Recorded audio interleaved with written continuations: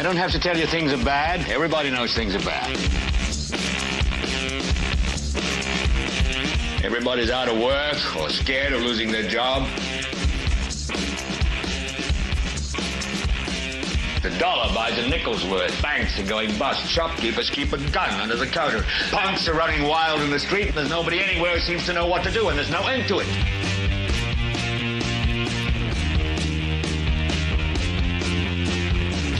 The air is unfit to breathe, and our food is unfit to eat. We sit watching our TVs while some local newscaster tells us that today we had 15 homicides and 63 violent crimes, as if that's the way it's supposed to be. We know things are bad, worse than bad. It's like everything everywhere is going crazy, so we don't go out anymore.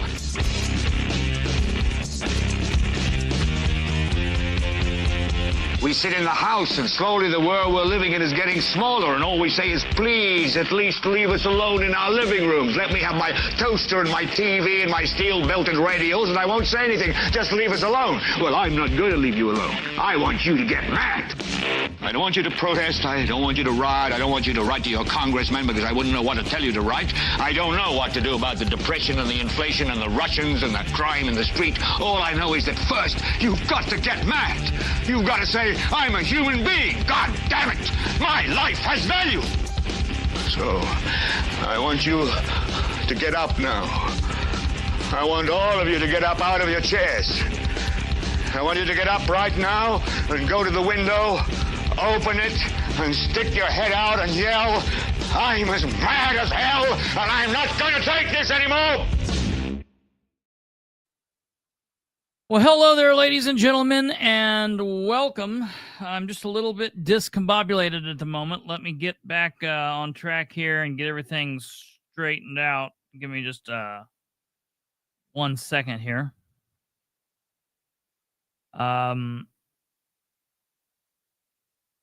Sure that everything gets going where it should go here.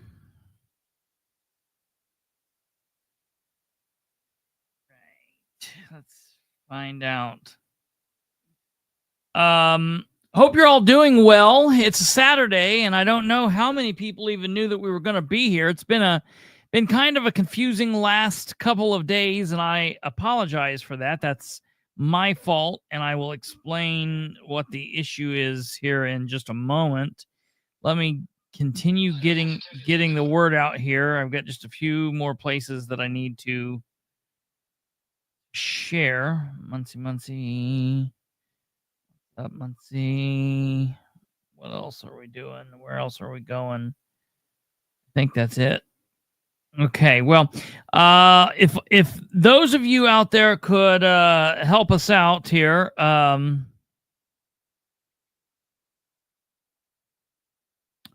it would be great if you could share the show with everyone you know.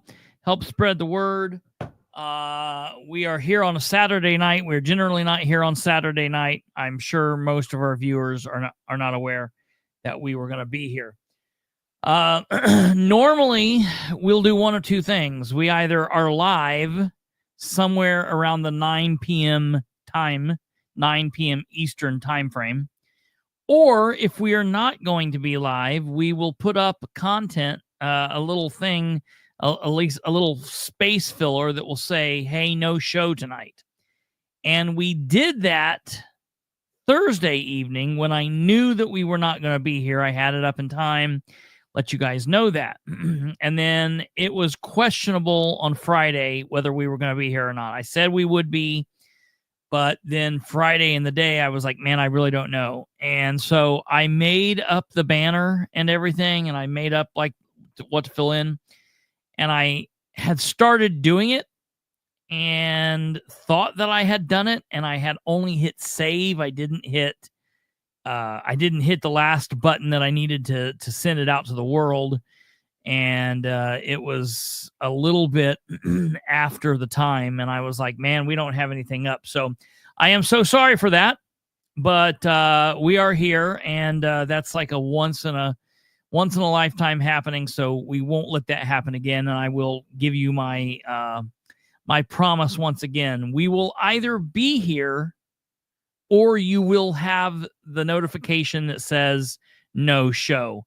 So if you get here and there's no notification, we might be late, but we will be here unless,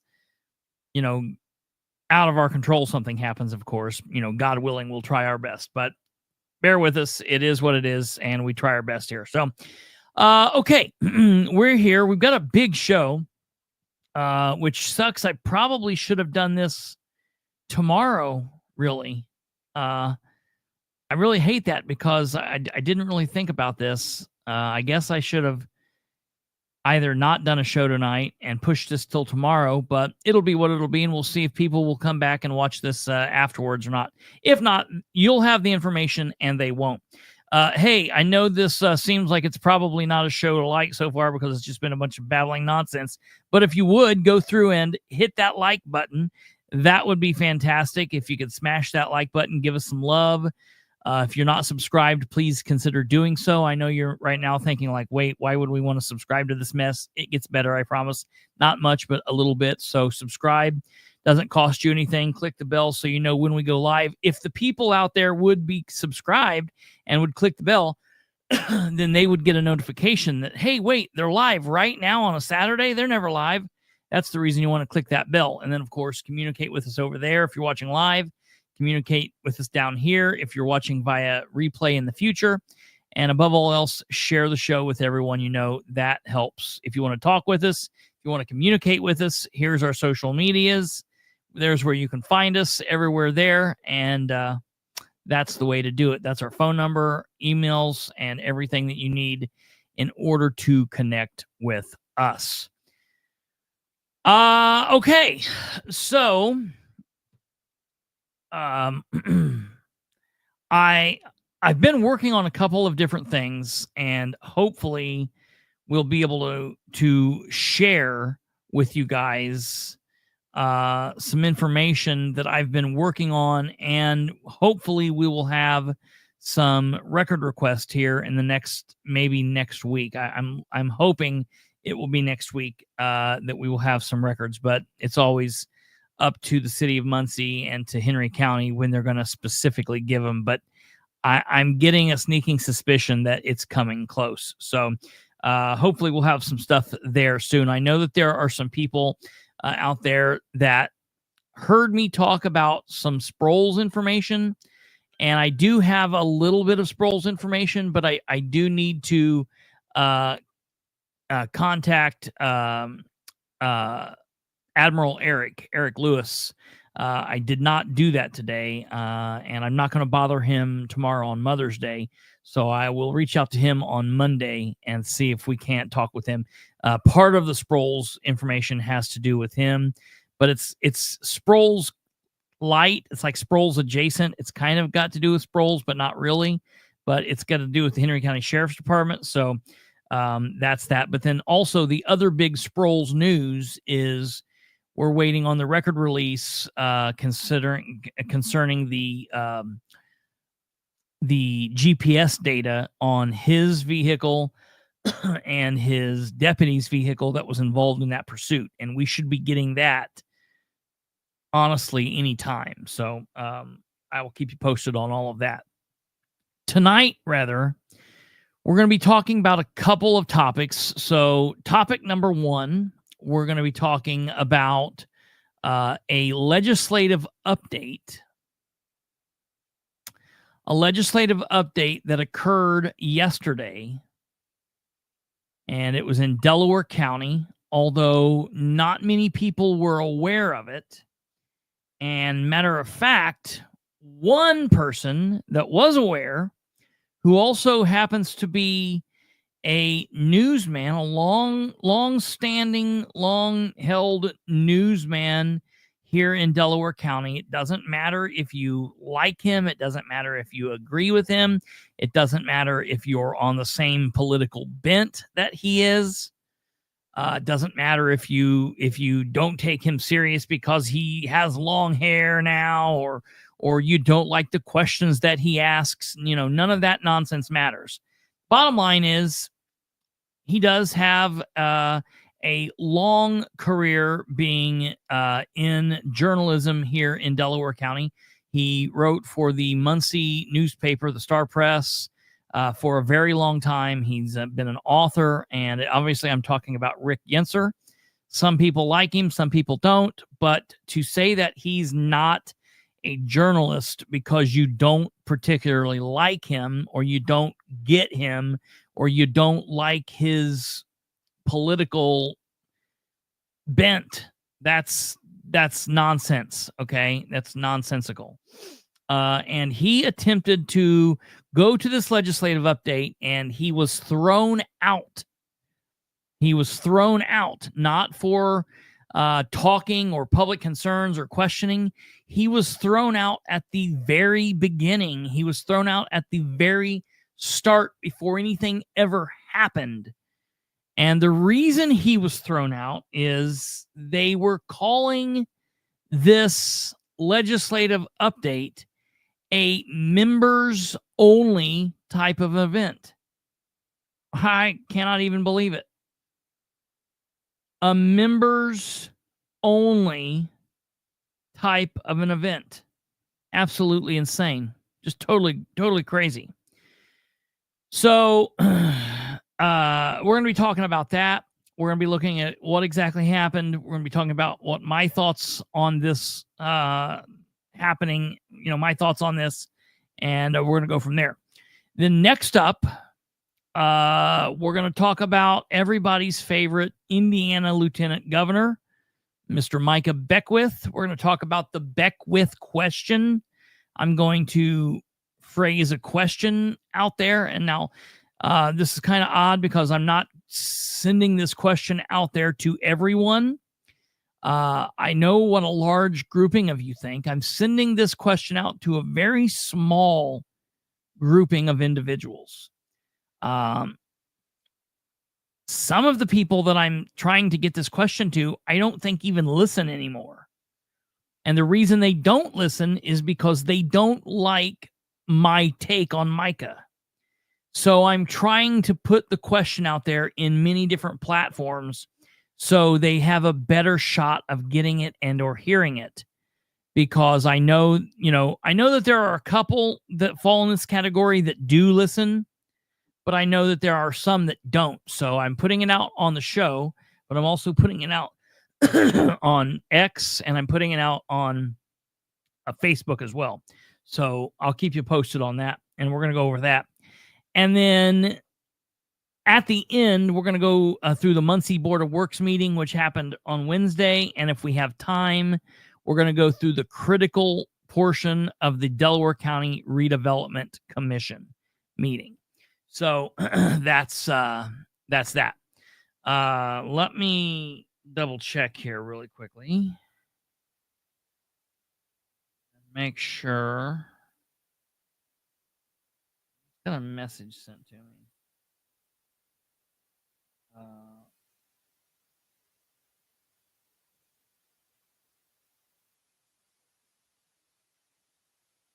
Okay.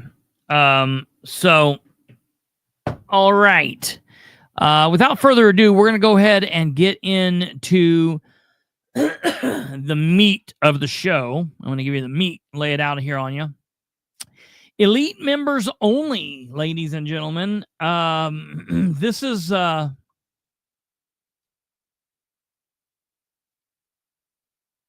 is rather insane, honestly, to hear about this. So I was aware that the Muncie, Delaware County Chamber of Commerce were holding a meeting yesterday morning that the state officials would be coming to and giving an update. And the state officials come to this Chamber of Commerce meeting about 3 or 4 times a year. And it's something that they do you know, pretty maybe like once a quarter, okay? And they kind of give an update on where we are, what they're doing, what's happening, what's going on, yada yada yada. So I know that these events happen. I know that they go on. I know that hold on here.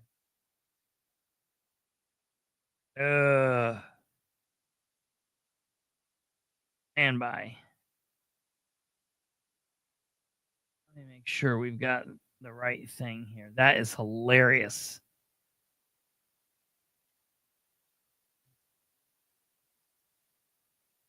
I didn't think that I had the right thing. Okay, now we've got the right page here. Always a thing. So I know that they do these events. I have never attended or attempted to attend a Chamber of Commerce legislative update. And the reason that I haven't attended or attempted to attend is not because I felt like I would not be allowed. It's not because I thought that I would get kicked out. It's because really, by the point that they have held these events, they've generally held one or two at one of the Farm Bureau places, like normally Jay County or Randolph County. And I've normally heard what these people have to say. Not to mention, I follow them during the entire session. So I like, by the time these people are doing these updates, I'm sick of hearing from them. They've got nothing more that I need to hear. They've already said all of the bullshit that they've got to say. They've already spun all their lies, and really there's not a reason to need to hear from these people at the points that they do these updates. Now, I will tell you, at the legislative update in Randolph County, Rick Yinser did not attend. He wasn't there. So this might be the first time that Yinser has heard from these individuals in a grouping like this. I know that Yinser also follows what goes on at the State House, so I know he's heard from them, but this might have been the only chance that Yinser has had during this session to hear from them all together. Meaning, when I say all together, I mean District 33 State Representative J.D. Prescott, District 35,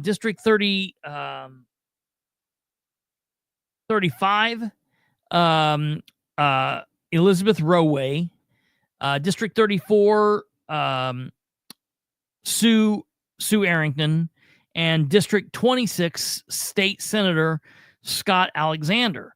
So having all of them there at one time is always an interesting thing, because now you're going to hear what they're all saying, and they've got to be cognizant of that. And it's, it's an interesting thing to hear them. When they're one-on-one, they're liable to say anything because they don't have to worry about what everyone else around them is going to say.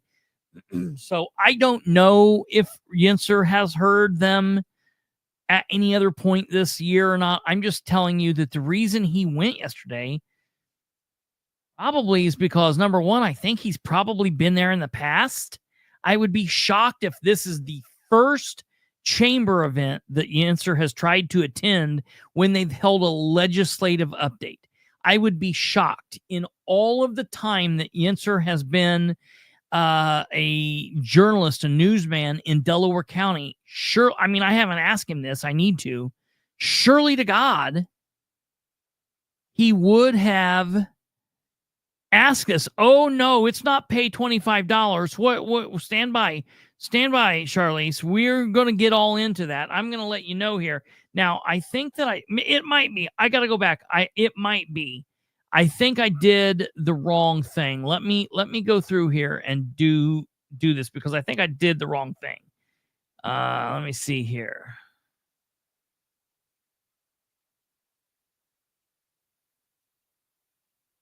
Sure. what we've got here.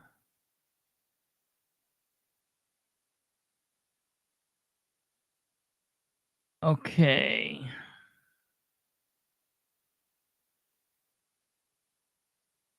Next. Give me one second.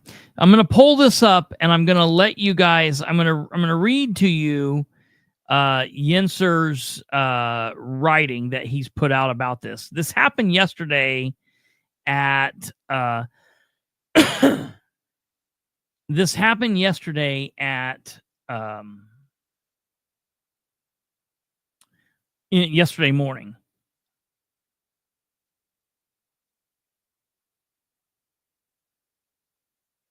Okay, give me one second here. I'm trying to get this.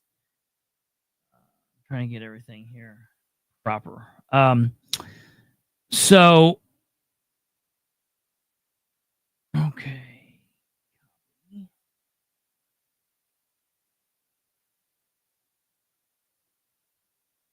Website.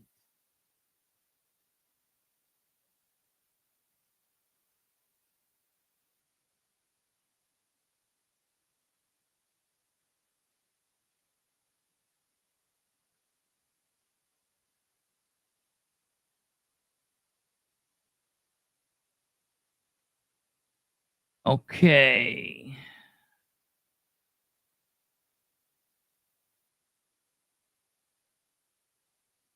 Give me one second here.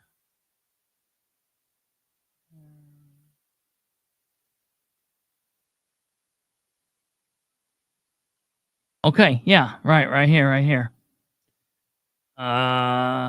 Join.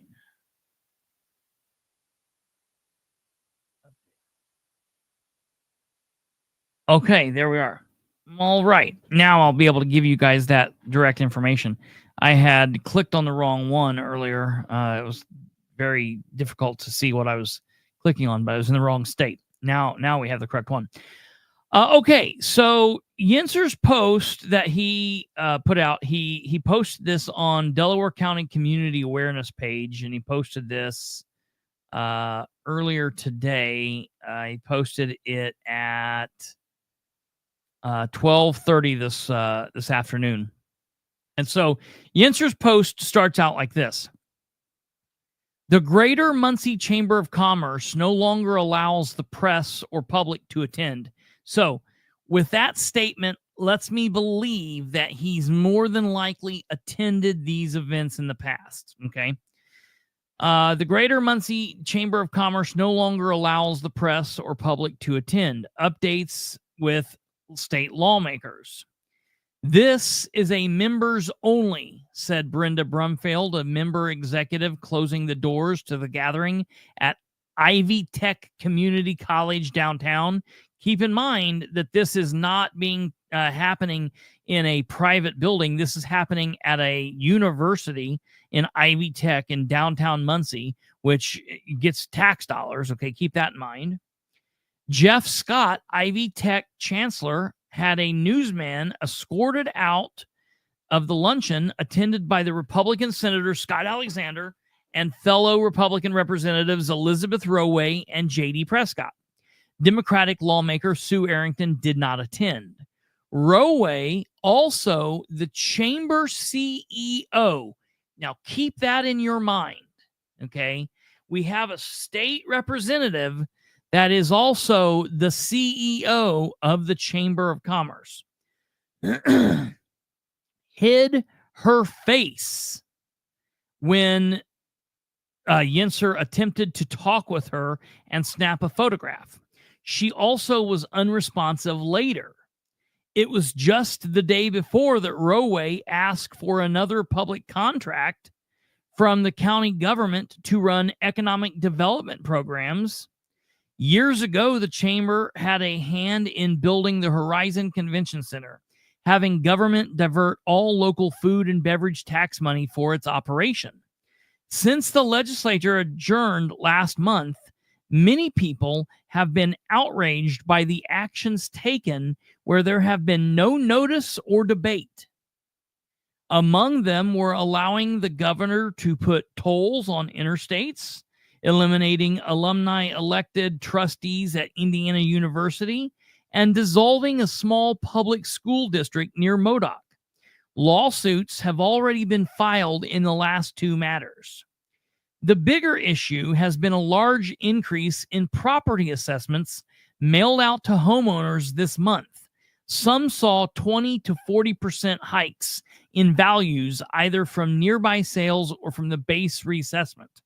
In another interview, Alexander, who has a real estate business, mentioned how base assessments increased while lawmakers granted only nominal property tax relief. James Carmichael, county assessor, said the state adjusts the base for assessment about every 5 years, and that alone could have property taxes rise by 20% next year.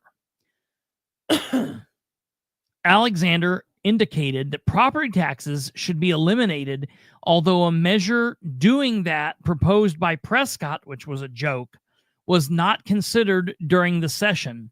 And those legislators all mentioned voted on the horrible, horrendous Senate Bill 1 that we are all stuck with now. I threw that in there. That wasn't in Yenser's statement. That was mine. What Republican lawmakers did was provide homeowners a 10% credit up to $300 and an extra $150 to seniors. That tax relief cost local government over $1.8 billion, with public schools losing $744 million. Again, these figures are all Yenser's. I'm just reading you the story as he's printed it, because this is not really the issue. We'll get to the main issue here in a minute. Public schools and higher education also face a 5% reduction from the state to make up a $2 billion shortfall before the $44 billion state budget was approved. It's clear state lawmakers want local government and schools to live within their means. That could result in higher income taxes. Still, those members-only groups like the Chamber, those member-only groups like the Chamber and Muncie YMCA that sit on public land in Muncie and Yorktown took public money to build their new facility should also live within their means as well. All right. Now, I want to show you these pictures that Yenser snapped before he was escorted out.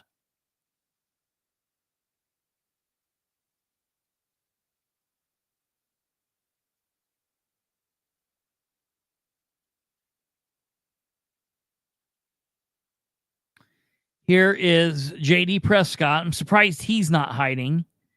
And here is Elizabeth Roway hiding her face, because apparently she's like Batman.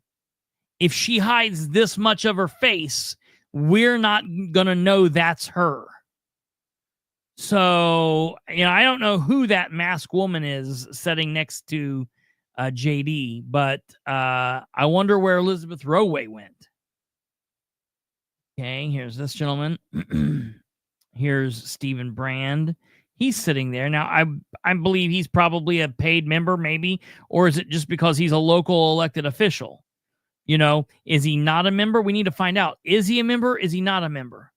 If he's not a member, that's interesting that they would allow an elected official from the local government be there, but not a member of the press be there. Okay.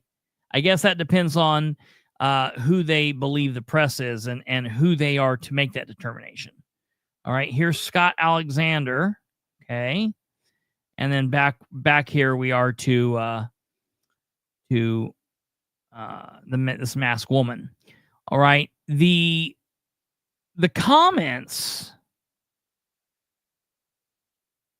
underneath this are wild, are really, really, really wild. So I want to read some of these comments to you. Let's hit all comments and get them all here.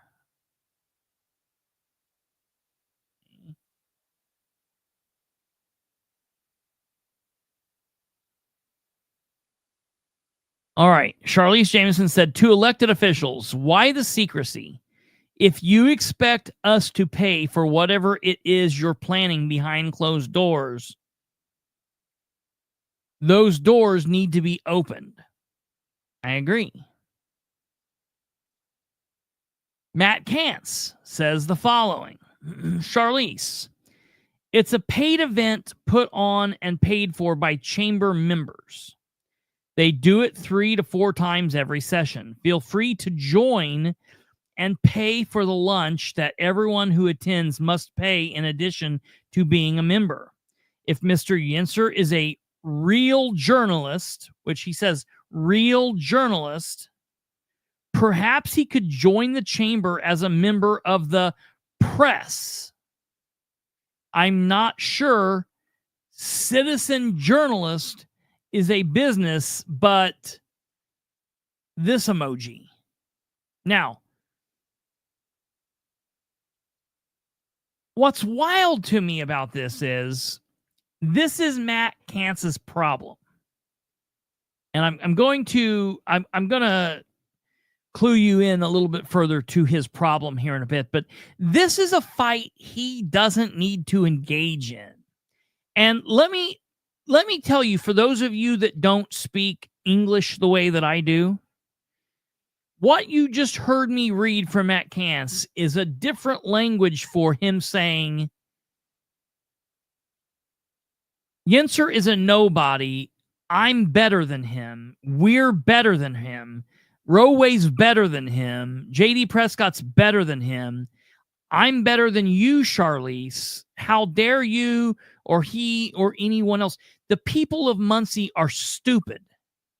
The people of Delaware County are a little bit smarter than the people of Muncie, but they're still stupid too.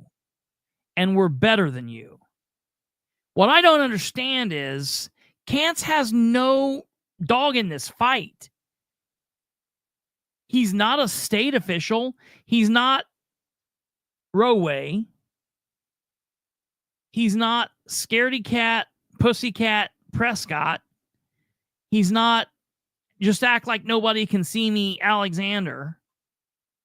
But yet he feels inclined to get involved in this, knowing that he's gearing up for a race for commissioner here.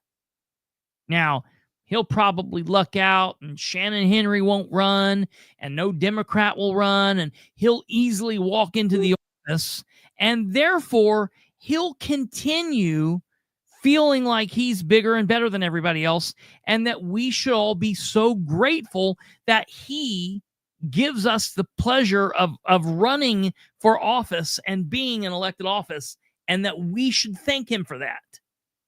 That is the real words that he's speaking in that post there. Okay. And that's always been the problem with Kantz is one of those people that says, I like transparency and I like accountability and I want communication and I want better government. And I don't want the government that Tyler and the Democrats had. And I want to make it better, except when it's not better, except when we've got to do stuff in secret, except when we've got to do this, except when we can literally tell you that to participate in your local government, you need to pay $215 to be a member of the Chamber of Commerce. Because Matt Kantz can get in his truck. He doesn't worry about gas. He don't care about gas. Listen to me. And I'm saying this as a conservative. I'm saying this as a stuck-up Republican conservative. Let me tell you something. It don't bother me no how anyway either ways. I can get in my car. I've always got gas in my gas tank. I don't stress eating. You know, I am blessed and I'm happy for that, and I praise God every day. But that don't make me feel like I'm better than the people that stress that. The difference is he's like, well, you know, Rick Yinser doesn't have to be here. Yinser could drive his ass over to Winchester and listen to it for free. What about the people in Muncie that can't do that? What about the people in Muncie that can't afford the gas to Winchester and back, or the gas to Jay County and back? The only place they would get to hear from all of these people would be the chamber update. Charlize, I can pay, but it's the principal. No, that's exactly right. I'm just saying, like, Matt, listen, I'm not a special. Matt Kantz looks down on me like I'm a piece of shit too. I'm not on Matt's level. I'm not above Matt. I mean, I am in real life. Matt forgets he works for me. But in Matt's eyes, I'm a sniveling piece of dog shit just the same as Yinser and all the rest of these low-life Muncie citizens too. Let's be honest. That's how they look at us and how they look at you. And when I say that, I mean, I'm talking about like the Chris Bunners of the world who's done well for herself, Jackie Fisher, anybody else on here. Brandon Clower is an engineer. Good Lord. I don't know. What's he making? $100,000 a year, more than that, maybe $200,000 a year. I don't know what he's making.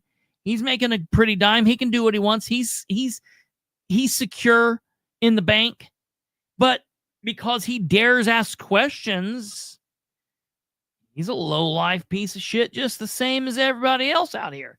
And that's how these people look.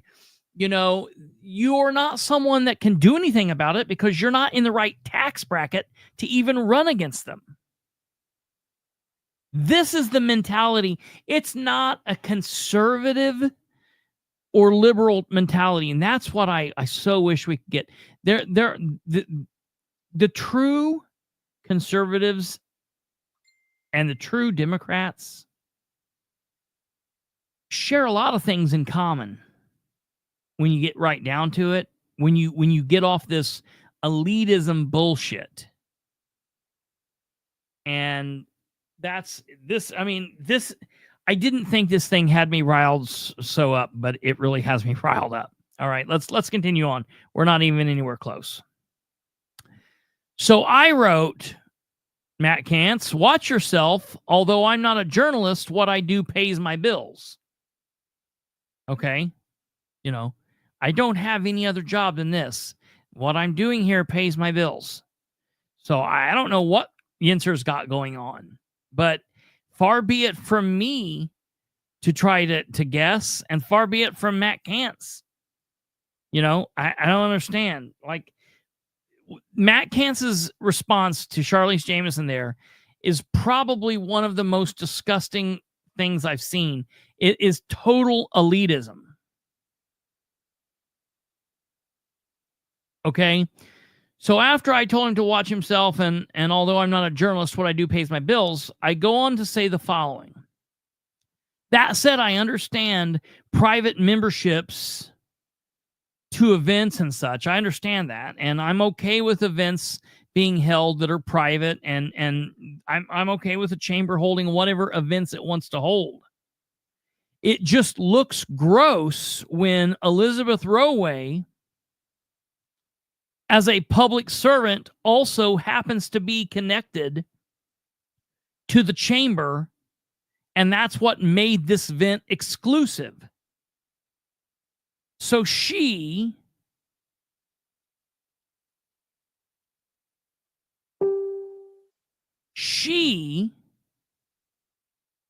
is an elected official who, by her day job, gets to say, I don't want to talk to any public in this update because it's a closed event. That's a problem. I've got a major problem with that.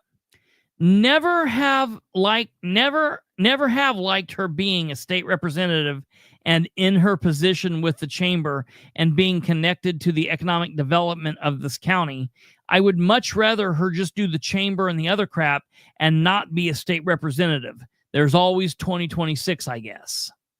The point is, the chamber should be able to hold whatever private events they want to. It's just that the assholes that make up the state-level public servants should understand what something like what happened here appears like. Let's be real. I can show you example after example after example of several other times where J.D. Prescott and other like-minded dolts have not wanted their update on camera, or they've not wanted to allow the public into many other events where, unlike this one, the public were allowed to be. So this is just par for the course for most of them. Which gets us down to the biggest issue. The fact that I feel like public servants should attempt in every aspect of what they do to remove even the slightest appearance of impropriety. And they should do everything in their power to be open and transparent, with one of their biggest goals or one of their biggest tasks or one of their biggest jobs being to meet the people where they are in every aspect remotely possible. Listen, this was a chamber event where chamber members had to pay, and you want them to come in and pay for food? Great. It doesn't cost you to have one extra body present in there to jot down notes. It didn't charge you more for Yinzer to breathe up your air, did it? In what way was he causing an issue? What was being said that you don't want the general public to hear? And when Kantz or whoever gets on and says, well, you're just being conspiracy theories, you're just being a conspiracy theorist, and this nonsense, nothing was said. Well, then what's the deal? Why not allow him in? Ask him, do you want lunch? Do you want to pay for? Maybe he would have paid for the lunch. Maybe he would have paid for the lunch and threw a little extra in the pot. Was he offered that opportunity? Or did they just kick him out? And did they laugh about it after? I'm going to ask the question. Did anyone laugh or make any jokes about kicking Yinzer out?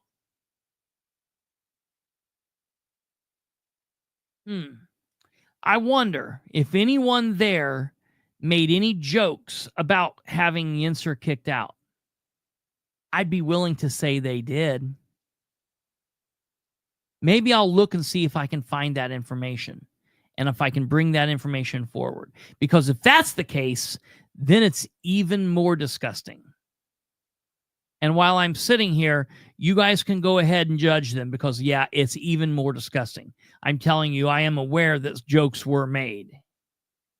We'll just have to see how I get them.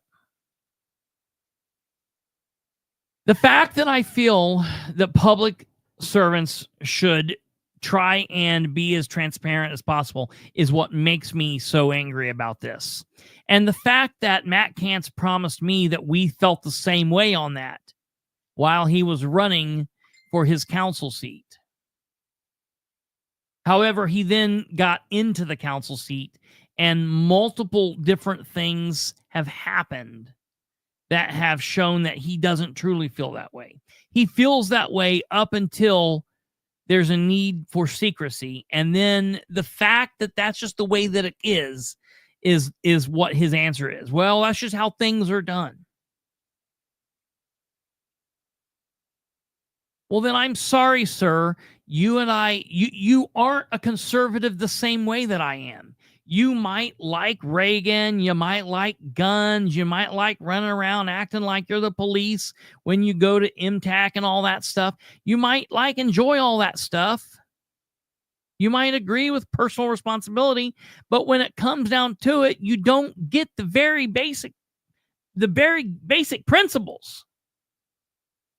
You're on this pedestal. You have that in your mind, and that's the problem. Look, no one but their friends believe anything these people are saying at this point. And that's not just me saying it. Do you remember the survey that Abdul ran just a couple days ago? The survey's wild. Nobody believes anything that these people are saying anymore. So, like, that's one of the biggest things. That's what they really need to keep in mind. It's not just Christopher Bilbrey being mad. It's not just some lowlifes on the south end of Muncie. It's not just some deadbeats up on the Muncie's north side. It's not just some people from Morningside. It's everybody. It's the Republicans. It's the Democrats.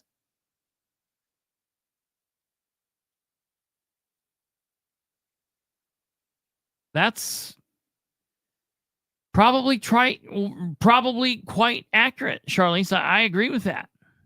But what they need to understand is 63% of the state feels that the state's headed in the wrong direction. 70% disapprove of Mike Braun's job. 54% disapprove of Mike Braun. 54% disapprove of Micah Beckwith. 80% disapprove of Diego. 38% Todd Rokita. 81% disapprove of the job that lawmakers did in this past session.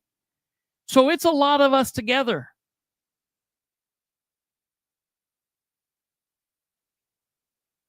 Nobody but their friends believe anything that JD or Alexander have to say anyway. So it's not the end of the world that Inser wasn't there for this meeting. I knew about the meeting. I didn't attempt to go because, as I stated earlier, I've already heard all the bullshit that I can take from these people this year about how they worked for us all. I didn't know this was a member-only anything deal with the public servants being members only. That's laughable. That's honestly quite laughable. But that's on the public officials, not the chamber. If the public officials knew that it was going to be a members-only event, then they shouldn't have done that there. The public officials should demand, while we're in a building that is subsidized by taxpayer money, discussing Indiana policy and the General Assembly session that we just got out of, screwing everybody, Republicans and Democrats alike, young and old, veterans and non-veterans, you know. While we're doing that here, everybody should be welcome. And if they're not, then the elected officials shouldn't do it there. This is on them. It just so happens that they are also the chamber because it's so incestuous. But that's on them, not the chamber. Also, in this case, them and the chamber are the same, as I said. Oh, how incestuous. Man, you got to love Muncie and Delaware County and District 33 and District 34 and District 35 and District 26 and all the districts and everybody who's this person and that person and I'm my own grandpa type of shit. It touches me deep inside. But maybe, just maybe, your state officials, Matt Kantz, should realize that closed door updates just don't look good, period. Like, there's nothing more to say. You don't need to comment to this. You don't need to say, hey, you want me to come? I mean, you come on the show anytime you want. But you don't need to come on the show and talk about this. Just nod your head and say yes. Like a good boy. It doesn't matter what your thought is. The general public at large believe that closed door updates aren't kosher. Okay? I mean, like, you know, telling me that you don't think that's reality makes you like mental, man. The state says local governments need to cut their spending. Meanwhile, the state raises taxes and finds new ways to raise revenue so they can increase their budget. Oh, absolutely. And doing all of this while keeping it quiet.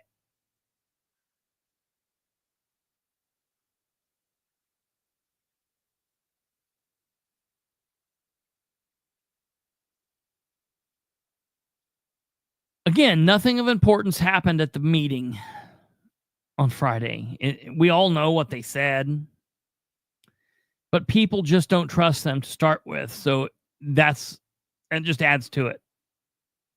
A bunch of people sucking the government tit, all hanging out and telling each other how great they are at screwing citizens. Yeah, I mean, that's all it was. Yeah, absolutely.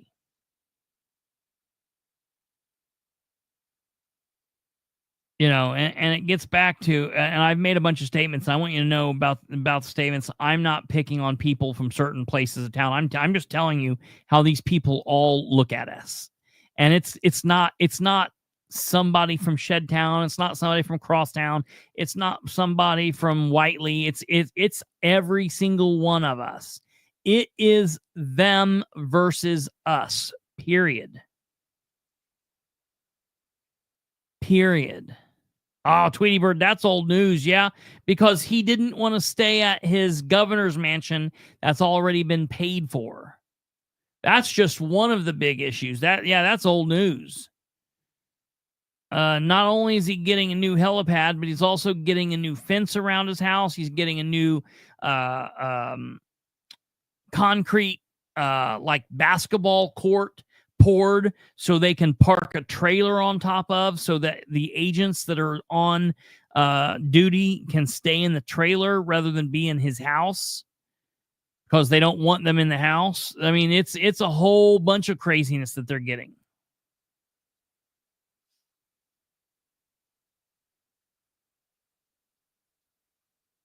None of these people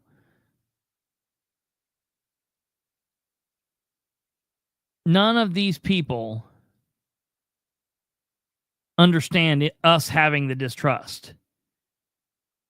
They just think it's because we're all below a lot of them, like Roway and Alexander and Prescott and Kantz and everyone else. But all of those really important, pretty people should remember that some, and we really need to increase the numbers of those lower than thou people, do vote.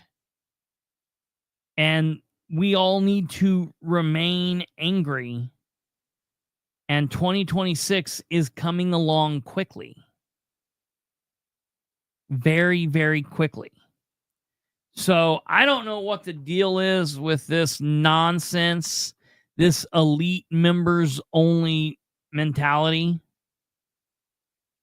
Brandon wrote, Christopher Bilbrey, yeah, if you want access to your representatives, you have to pay like all the other special interests they represent.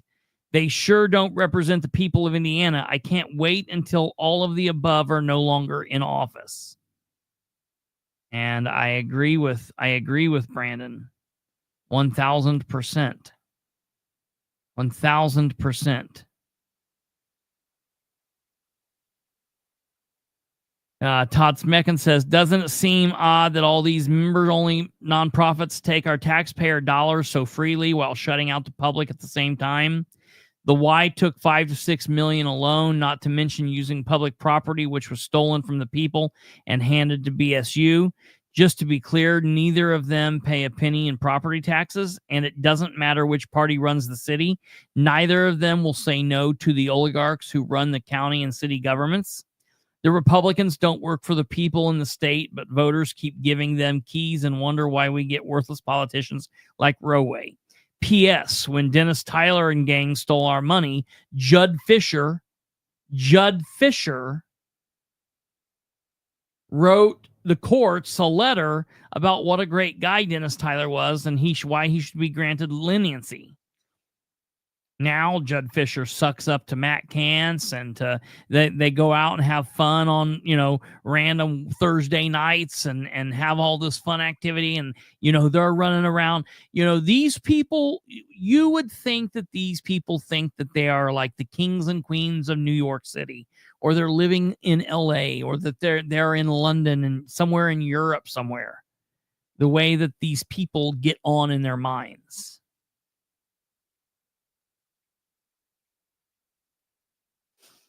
It's nuts. It's really crazy. I guess I'm glad I wasn't there, because I would have caused a scene over this. I guess good on Rick that he didn't. But man, this is a hill I would die on. This is a get arrested in Winchester City Council. This is a get arrested in Madison County Council. This is a hill that I would die on.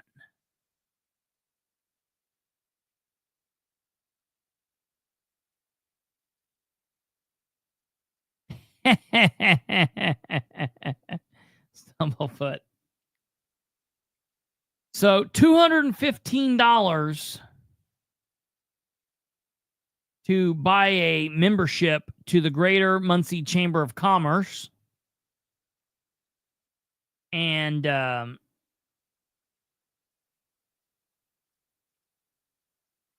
guess we'll have to deputize Rick Yinser or whatever. And he can be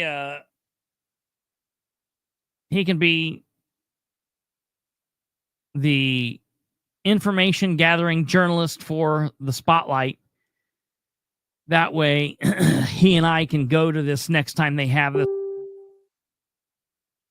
What do you think about that? I think that's what we're going to do.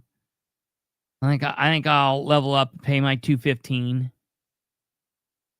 I thought it was $365, but that was when I applied to Delaware County, Pennsylvania. I guess I don't need to. I don't need to apply there. Hell, maybe I'll just apply there just for the hell of it.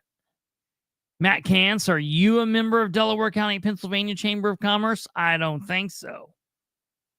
What a loser! And look, I'm giving Matt. I'm beating on Matt, but he's the one, dude. He didn't even need to get involved in this fight. Like, I don't understand why he doesn't understand that little blurb was so like elitist nonsense. He didn't even. I mean, he better wisen up. He's running for office here soon. He doesn't need to be picking fights like that.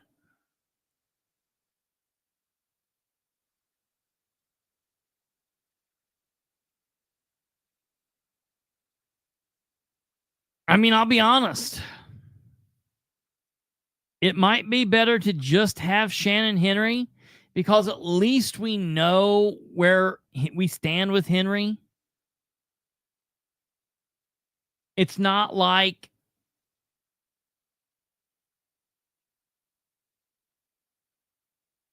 this fake, yeah, I'm on your side, but until I'm not, and until you question something, and until we have a difference of opinion.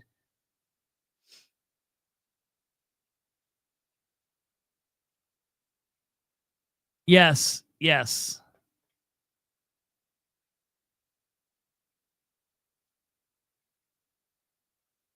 stand by. I'm doing that right now.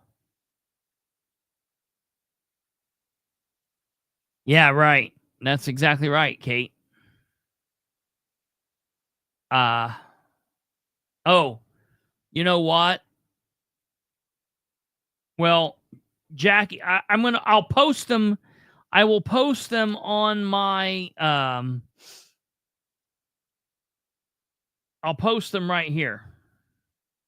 But then I'll post them on my wall in a better way too.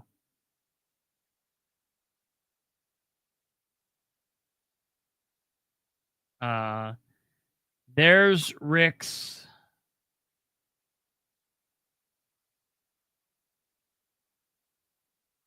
There's that.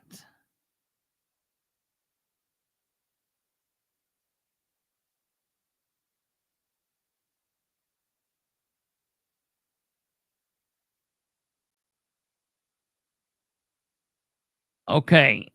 Jackie, I just posted them in the same comment that you just asked me. So you should see them all. I posted them one comment after the next. You should be able to get them all there. But I will also post them on my wall as soon as we're done with this, and then I will copy and put the link in the description of this video. And the reason I've got to do it that way is because where he wrote this is a joke on joke, members only page. It's a Delaware County Community Awareness. So if you're not a member there, you wouldn't be able to see it, but I took screenshots of it.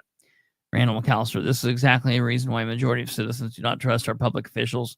We aren't allowed to question them without being instantly silenced or seen as a threat. Yeah, absolutely. Yeah. You don't have to pay to join. No, you don't. That is true. And Randall, I know there was some confusion and I said some things. I know you sent me a message. I will call you.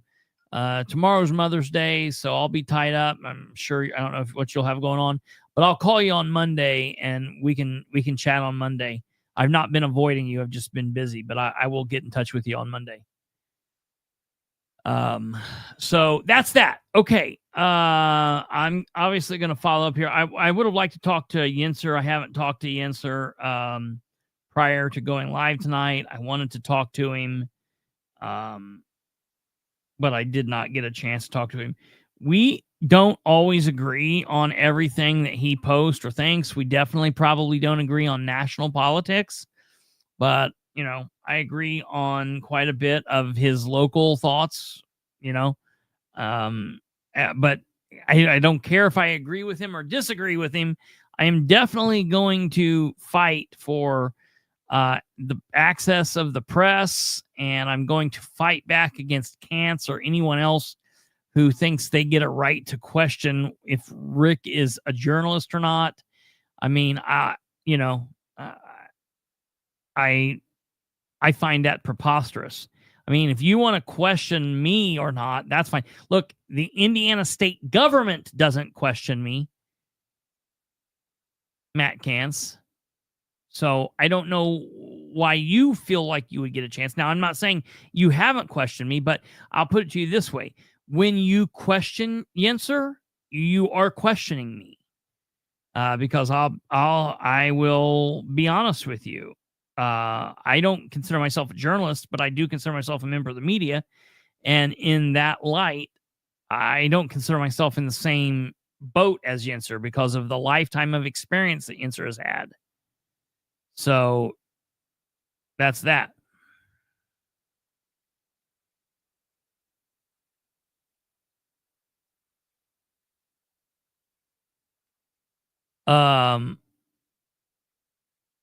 So I'll keep you posted with what goes on here. Okay. Moving on, the Beckwith question on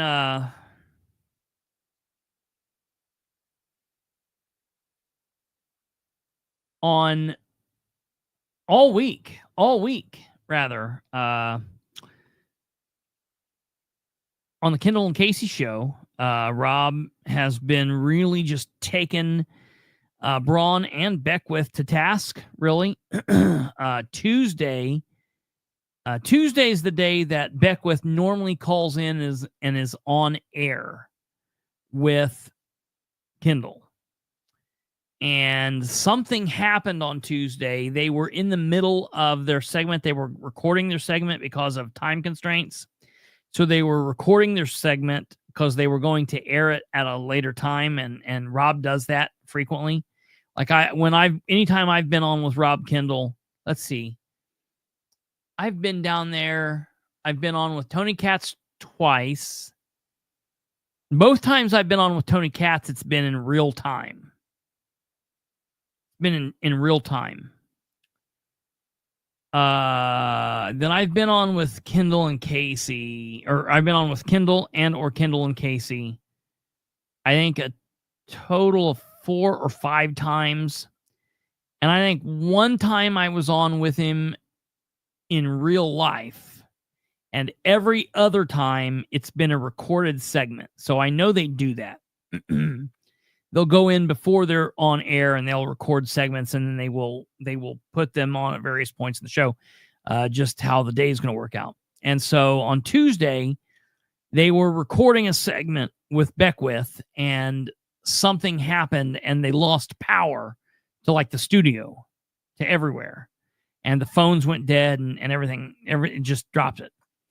And by the time they got everything up and running again, Beckwith had to go, and they couldn't do the segment on Tuesday. And there were a lot of people like, wait a minute, Beckwith's mad. Look, he's not coming on it. And to Rob's credit, Rob came on and said, no, that is not true. We were having a very spirited debate. We were arguing, but, he did come on and he will.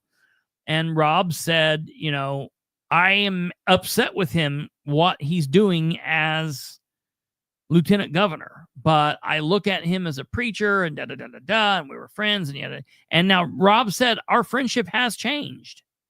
Our friendship has changed, but I still respect him for what he's done and Oh, that's fine and whatever. Okay. Whether you question him or I question him, who am I to question, two people's friendship or whatever?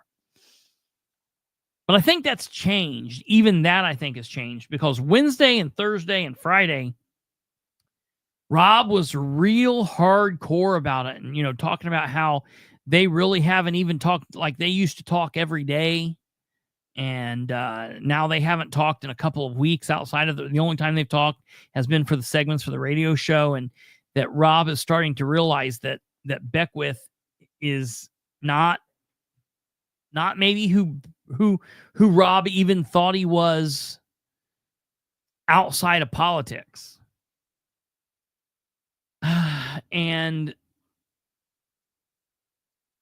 I saw that Rob had shared a post. Rob had shared a post on Wednesday, I think. And in that post, he had Rob Kendall said, Micah said he doesn't care. This is Rob Kendall talking. Micah said he doesn't care what our audience thinks, and he's going to do what he wants going forward. While we think that's a good way to alienate hundreds of thousands of you, now likely former voters, we admire and desire the desire to only serve one term. Okay. And the reason Rob brought that up was because another gentleman had posted a picture and had tagged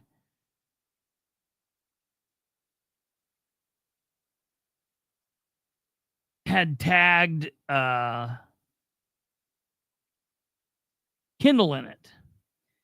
And the pictures were a guy that said, I had to unfollow Beckwith. He is obnoxious, especially the PSAs that he's now putting out on his social media about how to get in contact with your representatives. So disappointed with his performance. It's like the swamp contaminates you and sucks out every ounce of common sense from a person's brain. I don't get it. And someone else had wrote and said, yeah, idiot. We all understand how to get a hold of our representatives. They don't listen or respond ever. We all understand how to get a hold of our representatives. They don't listen or respond ever. So there's no point. And I'm telling you, these people Beckwith and Braun cannot post anything. Braun recently went to a Wawa that had been built, and he was touring a Wawa, which, for those of you that are smarter than me, fantastic. For those of you that knew that was a gas station, great. Apparently, we're getting 2 of them here in Muncie. We're getting one out by Country Club Road, and we're getting one that's going in where Bruner's used to be. That blows my mind. Anyways, whatever. It's a gas station. So Braun went to a Wawa here a while back, a couple days ago, and he was like getting a milkshake. And the people that are quoting and talking underneath the post, like just him being like, look, I'm getting a milkshake. They're like, good, get 2 of those. Get 2 of those because we can't, get one for yourself and one for us because we can't afford it because of the property taxes. And they're just on there murdering these people, just going hardcore because of everybody's pissed off. Everybody's pissed off. All Republicans, all Democrats, hardcore libertarians, hardcore progressive liberals, hardcore Tea Party, conservative Republicans. Everybody is pissed off. And I just don't understand. And then my mind got brought back. And really, there's 3 people that I'm issuing this question to out of all of you, out of everybody that watches, on YouTube, everybody that watches on Twitter, everybody that listens to the audio, everybody that watches on Facebook, everybody that watches, everybody that listens, everybody that reads my postings. There's 3 people out there that I'm asking this specific question to. And it's really sad because I feel like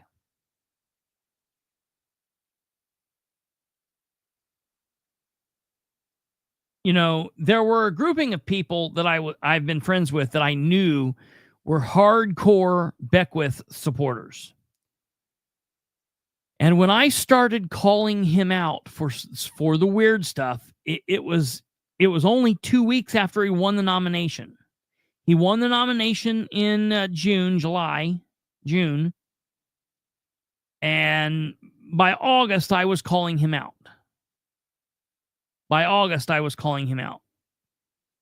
And this grouping of people, it was more than 3 at that point. It was, several people. A lot of them still listened, and a lot of them would argue with me, but they would listen, whatever, back and forth. Well, then it started dwindling. People started coming over to my side, or people stopped listening. They would do these couple different things, And now there's 3 people, and they happen to be 3 women, and I'm not going to name them, but if I don't hear something back from them soon, I'm going to just privately message them and ask them, because I don't know. Because I feel like some of them, like 1 or 2 maybe have quit listening and no longer consider themselves even friendly with me because I dare to question Beckwith. And if that's the case, that's insane. Because why would I not question him? I'm never going to just be like, well, this guy is, he says he believes in God, so I can't question him. I mean, that's nuts. Okay. But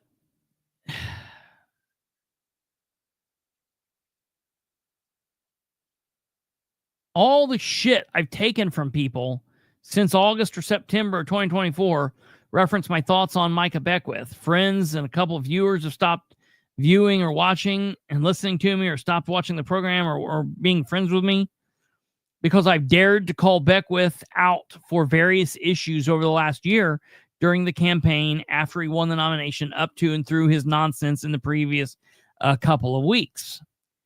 My question I have for all of those people, deep down,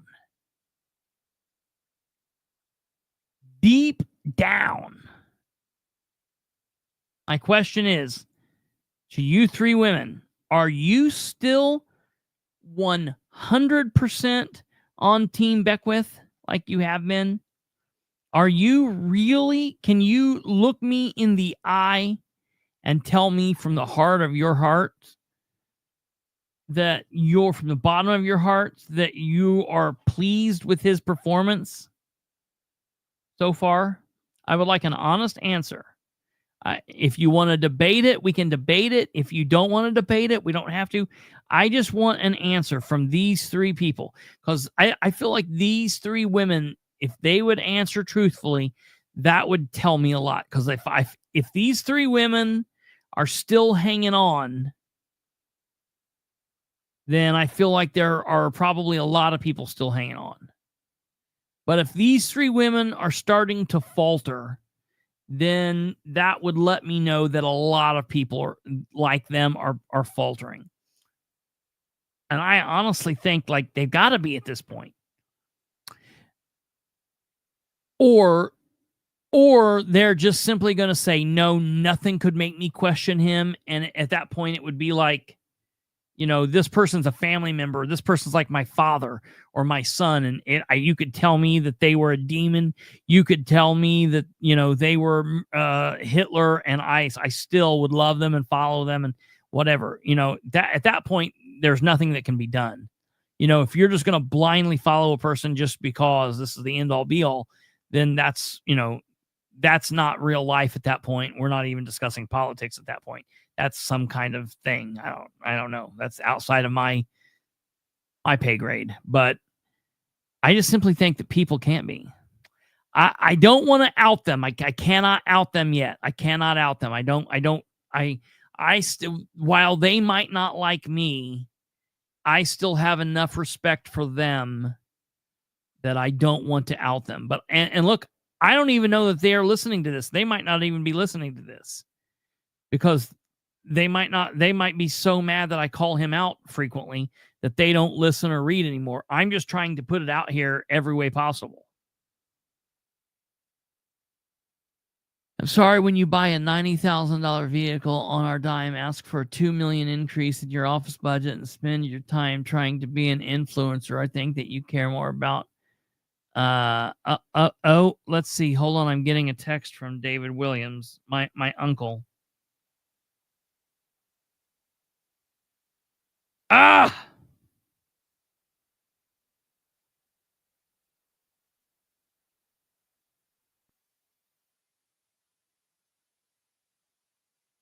Okay.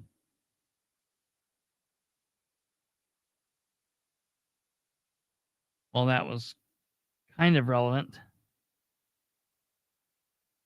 But not an answer.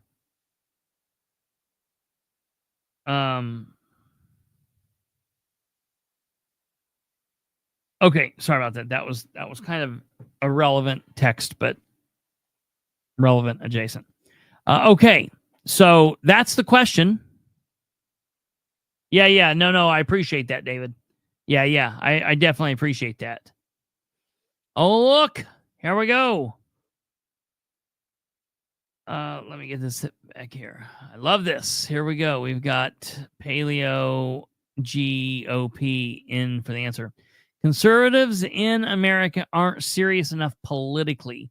We aren't in a debate club. Would like to see harder edge from Micah, more severity. Yeah, me too. Me too. If he was doing his job, I agree. Yeah, I agree with that. No, I see here, and I think you thought that I was going to disagree with that. I agree with you. I would like to see all of that doing his job, doing his job. Not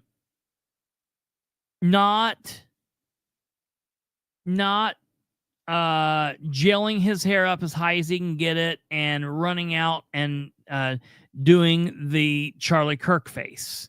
That's not what he was elected for. He was elected to hold Braun accountable. He was elected to call attention to the things that are going on, and he in my opinion, was called really to try to whip some of the votes, definitely in the Senate, but even from the representatives too.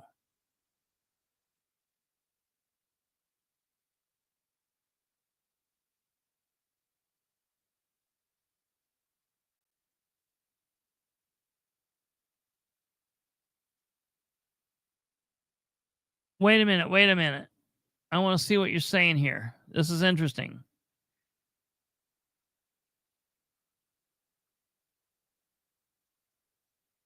Yes.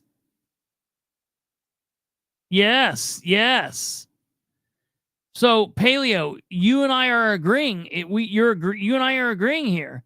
Went to a Lincoln Day dinner. The chair asked Micah to do a song and dance number. He did it. Paleo GOP told Micah, don't do that shit. My question is, what did Micah say to you when you told him to when you said don't do that shit? What was Micah's response to you?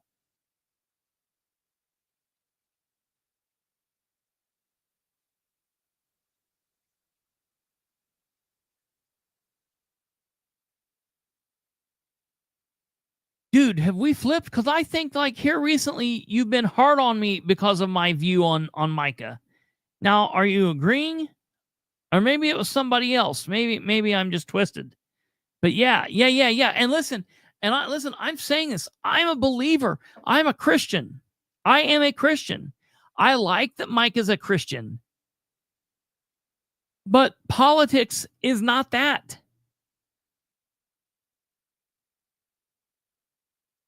Man, he's weirding people out with it.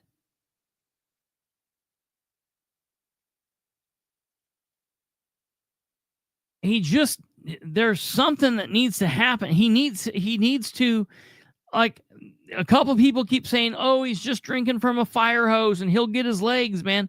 I'm like, dude, something needs to happen. He needs, like, I thought that Kendall would be able to slap him upside his head and he'd be able to figure it out. But like, he's not doing it. He's out. He thinks he's in a performance. That's the problem. He is performing. He thinks that he's on The Voice or America's Got Talent or the next top political pundit show. That's what he thinks he's doing. That he's going to get himself, he'll do this for 4 years. Maybe he'll have some freak chance to be governor, and then he'll have himself a radio slot on, 93.1 WIBC.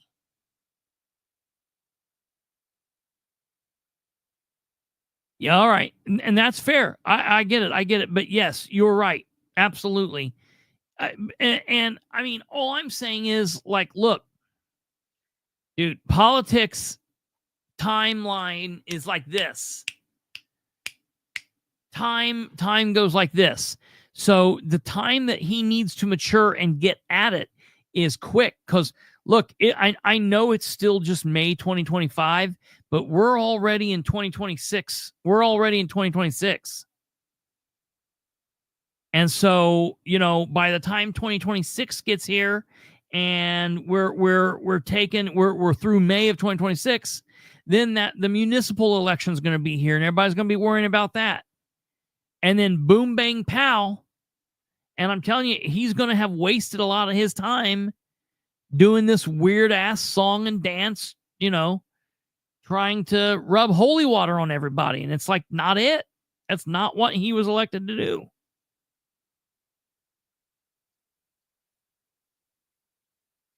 Yeah. So, okay. Enough of that.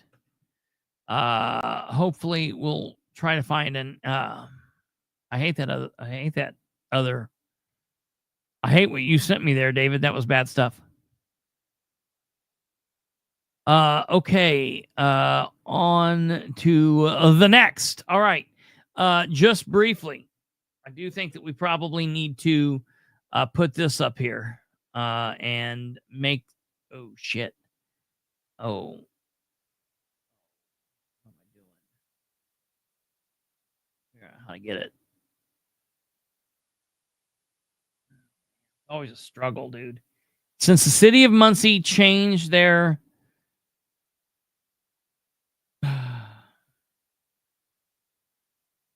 since they have 2 Facebook pages now, it's so frustrating.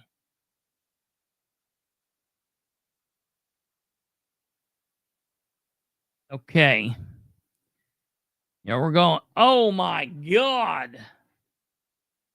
We probably won't go through the Board of Works meeting. It's 34 minutes. We'll see what's going on here, but we won't go through it all. What in the hell? Why did they have a 34-minute?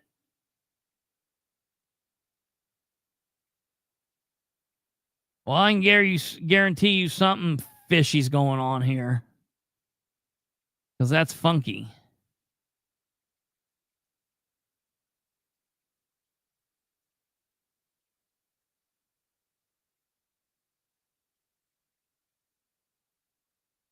There was something about a local business being sued.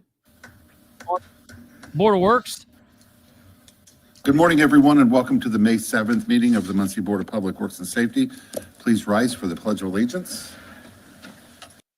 I pledge allegiance to the flag of the United States of America and to the republic for which it stands, one nation, under God, indivisible, with liberty and justice for all. Thank you very much. Welcome. Roll call, please. Ted Baker, Present. Lola Mallor, Linda Greger. Present. We have been given the minutes for the April 30th meeting. Do we have a motion to approve? I move approval of the minutes from the last meeting. Okay, and I will second it. Do we have any comments or questions? Okay, having then, all those in favor, please signify by saying aye. Aye. All opposed? Okay, motion carried. Thank you very much. We have been given the register of claims for the week, and we have Mr. Matt Wagley with the City of Muncie. Easy for you to say. Matt Wagley, Deputy Controller. Yes. I was running short on time yesterday, so I didn't get a chance to include, a smattering of the claims in the email that I sent out. But if you have any questions, I'd be happy to answer them. Sure. I do have one. Page 18.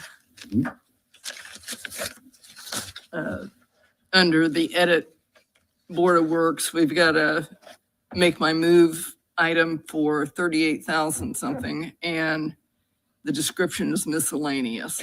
I don't find that adequate. I noticed- $38 maybe, but not. Right. That is the recruiting campaign for remote workers. I know it. I know that's what make my move is, Right. but what was the expense That's for? what this expenditure was. Is that an The annual fee? recruiting campaign, not the actual expenses to the people that come here, the stipends. So is that what kind of a fee is that? I mean, is that an annual fee, a quarterly fee, or what is it for? I don't know. I Could don't you- know if but I can. Could you dig into that a I little bit and can. let us know? Sure, absolutely. Thank you. And I think some of that goes along is that we pay Make My Move, the organization itself, some fee to recruit. Well, that's what I'm trying to find out. Yeah, Right. I mean, I don't have Right. a problem with it. I As just, far as what period of time that's for. Yeah. well, And what it it includes. just needs more detail. Sure, okay. okay, great. And I do know somewhere along the line, the state of Indiana IEDC reimburses us for a good portion of that, right? That's correct. Yeah, Yeah, okay. I mean, I think it's a wonderful program. I just. absolutely. What the hell's ran ahead of the State $38,000? Board of Accounts. Right. Excuse me. That was a good question. Thanks, Matt, for looking into that. Good. Why does he never I don't know have any other anything? questions? This was a credit card week, Yeah. and pretty good job of descriptions on the Yeah, I thought majority so. of things. Yeah. So do we have a motion to approve? I move approval of the claims for $875,830. Okay, and I would second it. Do we have any other comments or questions? Mr. Jerry Wise? Advocate, citizen advocate, Do I need to say and a good my name? human being. Go ahead. Jerry Wise. I think it's just good that the public knows that we spend $48,000 for our website. And What? The camera warranty is $4,000. I'm assuming that's the best camera. Body cams. So there's a maintenance for that. $4,030.40. Yeah. That's it. Thank you. 48,000 One on piece our of trivia website. that you might not be aware of is on page 16. No. Yes, 16, Farm and Fleet filled 2 tires with beet juice. I wondered about that. Beet juice is the heaviest non-corrosive tire ballast, and that was for the paver. Okay. So now you know. You know, we're Great. more enriched today because of your presence, Matt. Thank you very much. You know, I'm telling you, I'm just in a bad mood because of the whole thing with the Cants nonsense and the Rick Inser thing. They're like, I don't think any of that's funny. I don't think any of it's cute. I mean, that idiot stood up there and babbled out some fucking nonsense. But yet he doesn't know what he's actually there for. He doesn't know, he's like, well, that's just to make my move. That's just make my move. Let me say it a couple more times and then you'll understand it. No, what are we paying $38,000 for? I have not seen that before. It's normally we pay 38, let's see here. Well, 5, 10, 15, 20, 25, 30, 35. So have 7 people moved to Muncie or Delaware County in the last week or last month or whatever, because normally they get paid $5,000 a person, I thought. So what is $38,000 out of edit? I'll have to issue a records request for that. But yeah, don't stand up there and give us stupid trivia if you can't stand up here and give us just the basics of what you're supposed to be here for. They didn't even need him to come. He could have just stayed there and they could have been like, well, Craig Wright's gone. We're just going to read off these. We don't need someone to stand here and say, I'm sorry, I don't know. I'll get back to you, but never get back to you. Thank you. Okay, so we have received a motion and a second and comments. So Yeah. all those in favor say aye. Aye. Aye. All opposed? Okay, motion carried. Thank you very much. We have a couple orders, new business. We have noise exemption authorization for North Central Indiana, or Industries, for fireworks demonstration. Morning. Heard the last one Yeah. several days. Well, the last one was Cobra Con event, Yeah. and it goes on for a couple of nights. It's a little longer than ours. Yeah. So, I'm Richard Shields. I'm the president of North Central Industries. We've been around. And I would second it. Any comments or questions? Other than thank you for bringing in the number of people in town. I mean, that's a great, I mean, I have people come from Florida, Nebraska. I come the rehab, the city machine building. yeah. Good morning, Adam Leach, City Engineer. So you have before you an agreement with Argos Government. We have selected them to be our GPS fleet provider. We were formerly using Samsara. They are a bit cheaper, I think to the tune of about $3 per unit cheaper. Seemed like a little better service. They are quasi-local, being located in Indianapolis. No one actually seems to know where Samsara works out of these days, so that's mildly problematic for us. This is what every vehicle in the fleet gets a GPS unit, so we know where they're at all times. This is especially important for our plow fleet, so we know that where they've been, our patch crews, so that we can kind of track progress throughout the city, so we map their work. And also, since that we work in a distributed fashion, sometimes I just need to hunt people down. Yeah. That's how we do it. There's probably a safety feature too, and right. Accountability. All the fun stuff. Yeah, okay. And this contract just outlines the service fees, ongoing fees. Yep. And, basically just a year-to-year contract. If we don't do anything, it will renew. We can break it with 60 days notice. It has been reviewed by the legal department. I move approval of the service agreement with telematics. Or Argos, yeah. Right? Well, it says telematics on the agreement. Yeah. Okay, and I second it. Any other comments or questions? Okay, hearing none, all those in favor say aye. Aye. All opposed? Motion carried. Thank you very much, Adam. Thank you. On our agenda, that is all that we had. Do we have any other comments or questions? Jerry? Seems like we got a lot. Jerry Wise, I think it's appropriate to say how good the Board of Works is doing today. Well, thank Well, you. thank you. Thanks, Jerry. Yeah, it's all right. We like it. Good morning, guys. Jason Chapin. I'm the union president for Muncie Firefighters, Local 1348. Can I approach with the, I'm on the agenda.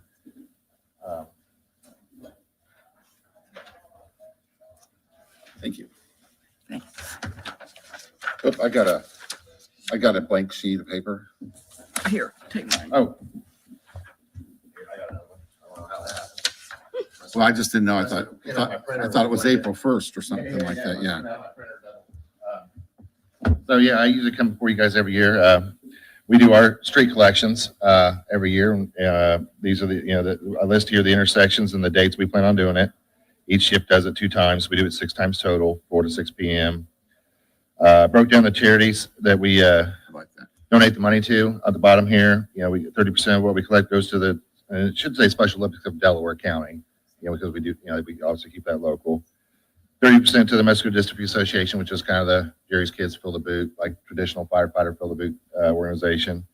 30% to the Toys for Tots that we run as a subsidiary of us, and then the 10% that goes to our local charity account that allows us to, to sponsor the Little League teams and just do the stuff that comes at us on a monthly basis, to community type sponsorships. I know last year, and I remember this, Linda asked me, in 2023, we raised a little over $12,800. Then obviously you can see the breakdown. So the Special Olympics gets, and then last year, 24, we had it's kind of a down year. The weather didn't cooperate. And then obviously we don't take our trucks out of service to do this.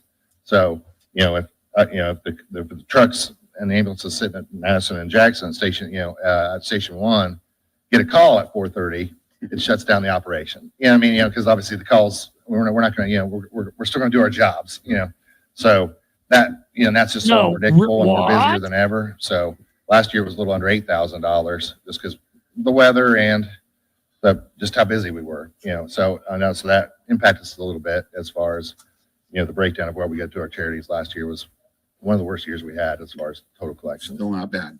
Not bad, no. Giving community. Hey, it's still money we can give to those charities and it makes a difference. Yeah, you're asking in a giving community too, so that's really good. Absolutely. And I forget, I know I've seen them, but do the collectors wear any kind of garb or do you have sandwich boards or anything? Absolutely. We're on duty that day. So we have our duty uniforms are on. And then we have the boards that the sandwich boards, like you said, that say local 1345 firefighters. And we try to put those in like maybe on the median or on the sidewalk or somewhere where the cars can see, then, Hey, then we try to park our trucks. Firemen. They kind know of what to close do, by, man. where they obviously They gotta know get not back to to them real get quick. killed, bro. And, so they'll hopefully the guys will, the It's people not coming that- to that intersection of that, we'll see the trucks too. Sure. Well, I just I've been through that. I move approval of the schedule for collection dates. Yeah, and I would second it. Oh, Any here other we comments go. or questions? Lacey, what paperwork should they need to fill out? Anything other than did you have documents? I did not have anything, but I. And it's firemen. There will be. Okay, that's what I was wondering. Okay. And I always take one of these upstairs to the police when we're Yeah, done here. good, thank That way they have the Okay. knowledge of this as well. you. So all those in favor say aye. Aye. Aye. All opposed? Okay, motion carried. Thank you very much. And Thank we'll get that signed for you. Okay, we have one more, I think. Go ahead. Hi, my name is Joanna Artisan, and I own a small business here in town. It's at First Street in Kilgore. I bought this building right before COVID happened, Okay, and at that time, I owned a business downtown. During COVID, I renovated this building, and it's a freestanding building at the corner across from the cemetery. That business brings in between 900 and 1,400 people. From in town, out of town. It's a beauty studio. And since August of last year, Oh, yes. a person moved in across the street I know this. and has caused a lot of issues for me. They've What parked is behind my happening with the clients. creepy They camera? have caused my alarm to go off. There has been nonstop traffic. I've contacted the Board of Health many times about the smell. I've contacted the state police about, I feel like there has been, Apparently. I feel like there's meth being made there, dealt there, drugs. So I couldn't get any help. So what I have done is I changed the way my parking has been, and I received a letter from the Muncie Board of Works. And you guys should have a copy of that. I gave it to Lacey. Have you guys read that paper? I just saw it for the We first got time it just this now. morning. Okay. Well, this letter is written from Adam Leach. Okay. And it cites an Indiana code. The Indiana code in it is a municipal code. That code is about right-of-ways and things like that. Anytime that I would receive an ordinance violation, things like that, it should go before a board, which you guys are this board that it would go before. So because I have a business and I couldn't get help from the city, I couldn't get help from police, I couldn't get help from Board of Health, he took upon himself to write a letter threatening me. I had 10 days to remove this issue. I'm now being sued by the city. I don't know if you guys are aware of that either. I'm reaching out to you guys now because this letter did not show up in my lawsuit. There's a new letter that was written. It doesn't have any of this wordage, doesn't have this letter in it. But this letter, signed by Adam Leach and the building commissioner, is included in the lawsuit. I don't have an issue doing something different. I have phone calls, recorded phone calls. I also contacted the Human Rights Department in regards to this letter, and I was working with them about this letter. I also called Adam. So this happened January 17th. The letter was written January 17th. I received it from Danny Hahn, who works for the building commissioner's office, on January 21st. I talked to Adam Leach on January 21st. He basically said he didn't care about the drug use, the drugs across the street. He didn't care about the parking. What he said was, this is the law. This is how it's going to be. I need to do what he said. And I have that call recorded. How much I was longer till trying they to tell her work. to shut up? Whatever I need to do, I will. I mean, I love the city. I want to keep my business there. The fact that I'm being sued and I have documentation of phone calls, emails, the civil or the Human Rights Department made emails to the city lawyers, made emails to the building commissioner and said, is this how we now ask structures and buildings to be removed? And I don't know whether you guys have this email, but I'm sure they don't. Richard Rawlings is the new building commissioner, and he says the mayor is well aware of what is going on here. I feel like I'm being singled out, picked on, and I just feel like this needs to go before the board. And I'm more than willing to work with whatever needs to be done. Sure. You know, normal They're people going to that blow her off. whatever, they don't know the ordinance, and as an engineer, he should have worked with me before. And this is all in under 30 days. Yeah. So from our perspective, since this is now turned over to legal, we are not permitted to even discuss this at all. We can't take any comment. We can't give comment on it. And that's just, we have to follow the legal process too. Not trying to dismiss you or anything like that. It's just Well, the I way business understand that it's been turned over legal, but this initial letter is not in the legal, this is what I'm being sued for. It's just the process it's going through. So we have to adhere to the legalities of what we've been advised, basically, anytime there's. Because you guys are a board That's that fine. oversees processes for the people of the city. Of course, and we do. I'm Once it's turned- a single female business owner. And we appreciate that. The only thing is that once it's turned over to legal, it's really out of our hands at this time. And so I'll be happy to follow up with it. I'll look at it. But as a comment, I can't make, or we as a board can't make any comments on this just because it's illegal. And you'll hear that in most public surroundings. If there's legal issues going on, it's basically. When a person in this city receives a letter like this is more than threatening. If my grandmother received this letter, what is she supposed to do? I'm at least able and willing. I contacted the person I was supposed to contact. I made all the connections.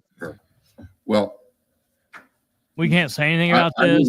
I can't even look at you. This is really the first time I've seen any of these documents. Well, you should have seen this document when it was All given along the to you. way. No, I was told today that every single thing that's put on this agenda has to go to a lawyer. Did yours go to a lawyer? Did any of these people? Certain items have to go to She legal. told me every single one did. The Well- city attorney approves the agenda. Yes. So, okay, so, And you know what, Yeah. I wanted to explain it to you because this is, I can imagine it's heartbreaking. It's hard to deal with. Sometimes we have to let it go through the process. And I will look into it. process is causing me a financial burden, and that's exactly what it is, because this city, these people that are causing me financial burden, that don't want Adam Leach's name on this piece of paper. That's why they made up this one and put it in a lawsuit. And as long as lawyers have the right documentation in a lawsuit, the judge never sees this and they go ahead and allow it. Okay. Well, And that's sad. okay, thank you. Thank you. Do you have any other comments, public comments? Go ahead, sir. My name Why is is there so many Jerry people here? Waite, Hi, and Jerry. Good morning. I'm actually just an observer, but I have a short comment Okay. for the gentleman from North Central. We live 2 blocks from the fairgrounds, south and west of the fairgrounds, and we're never informed when these events happen. I've never seen a flyer, never seen anything. Generally, I'm a combat veteran, and normally when they start, I pick myself up off the floor and say, oh, somebody's doing something at the fairgrounds again. The explosives that they use are big enough to literally rattle our windows, and which I don't appreciate. But I really it would be nice, if I didn't come to this meeting, I wouldn't know this was going on.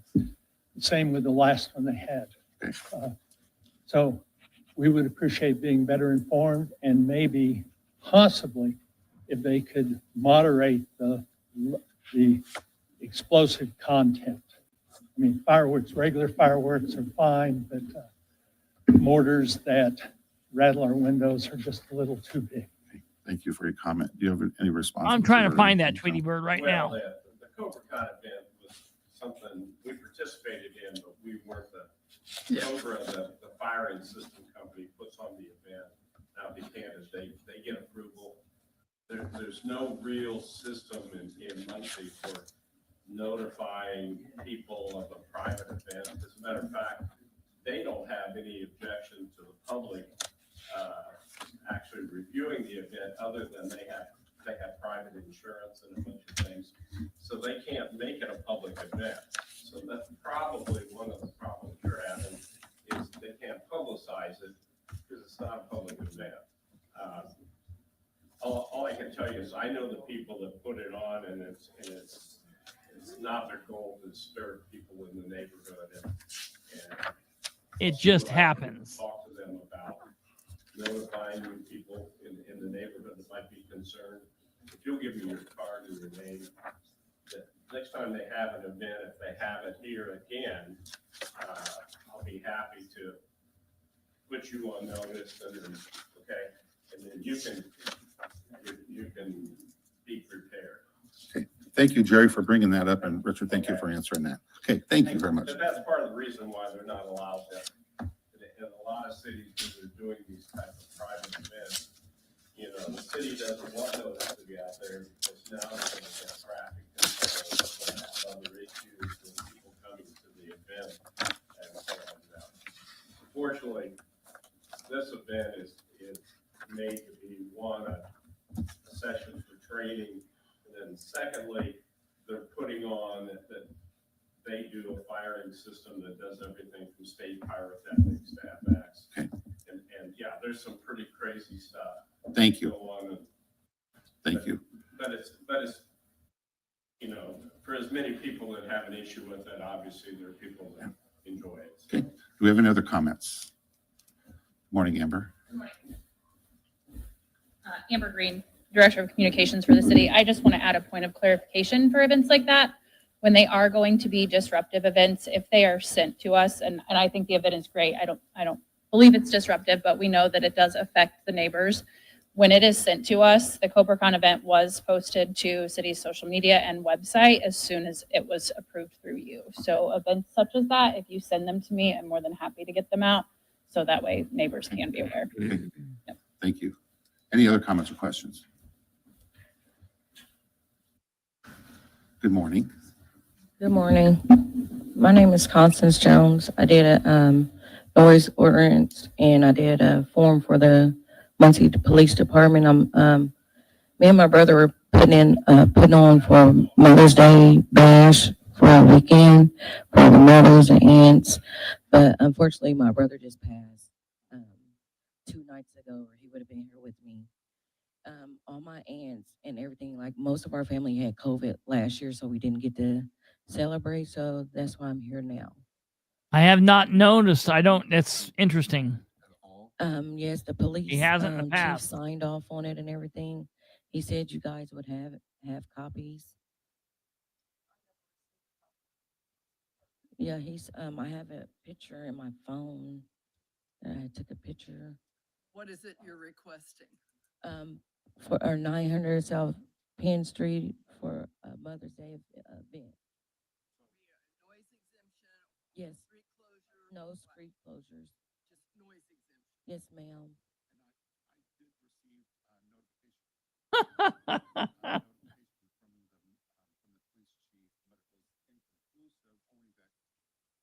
You wanted it for like all weekend and the whole time. And so it wasn't conclusive. So we were just waiting for the documentation to come through. So I'm not sure, without documentation, we really can't proceed too much with that. So do I need? This weekend that you're wanting to do? Yes, ma'am. You have nothing, Lacey. Yeah, I came down here in April. I did my first paper April 21st. To who? They had me go on the second floor all the times that I came with the police department and the police chief and the fire chief and all that. I had to have papers signed by them, and they said that it would have been, sorry, my voice is out a little bit, but they said that the documentations would have been down here, but it was just like to have something for my mothers and aunts. And like I said, unfortunately, my brother just passed, or he would have been here with me today too. Applications have to be approved by the police chief, and then you have to file them with the clerk's office for the meeting. Yeah, he said everything would be taken care of. Okay. So Okay. two questions, two things. First of all, Okay. if there's not going to be a ruckus, if there's not going to be really loud noise, you can continue your event without board approval.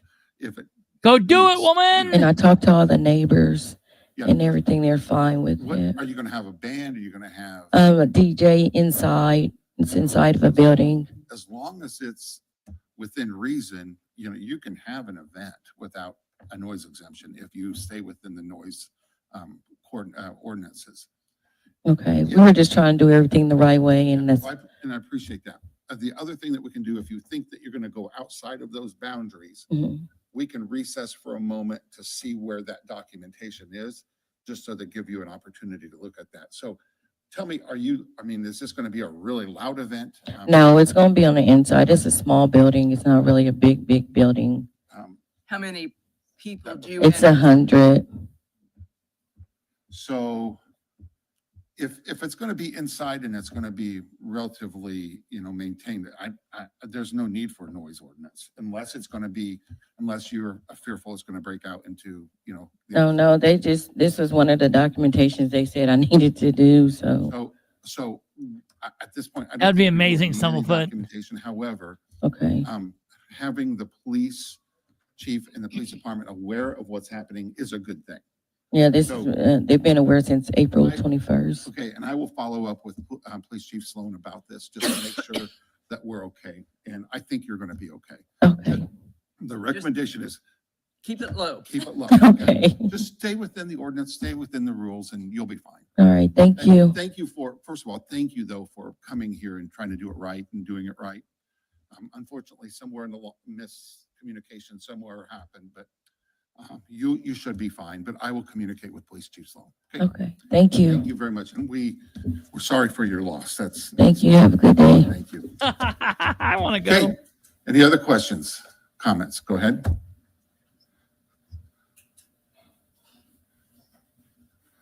Good morning. Good morning, If you could state your name, Linda. please. My name is Aaron Neff, Okay. Secretary, Anthony Northside Neighborhood Association. Oh, Good morning. shit. Good morning. First, thank you. A few years ago, you helped us save those stone pillars in our neighborhood at the intersection of Wheeling and Coing. Sure. You guys approved a street closure when we thought we were going to have to tear them apart, but thankfully we did. The reason I'm here is related to that. The project that our neighborhood had agreed to pursue is to build a stone bench in the right of way in the style of those pillars, stone about 18 inches high, 6 feet wide, about 2 or 3 feet deep. And I've sent it to Pause this guy and we'll go. I don't know what's going on here, but I mean, we're almost done. Alan Kramer.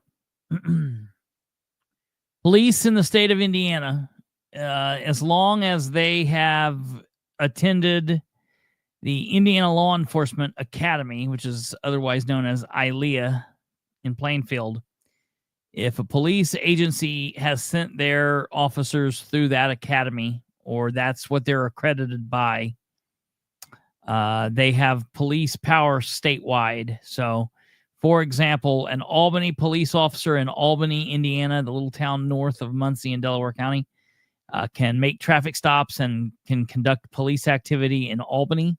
They can also conduct police stops and activity in Muncie, and they could easily pull you over and make an arrest in Evansville if they so choose.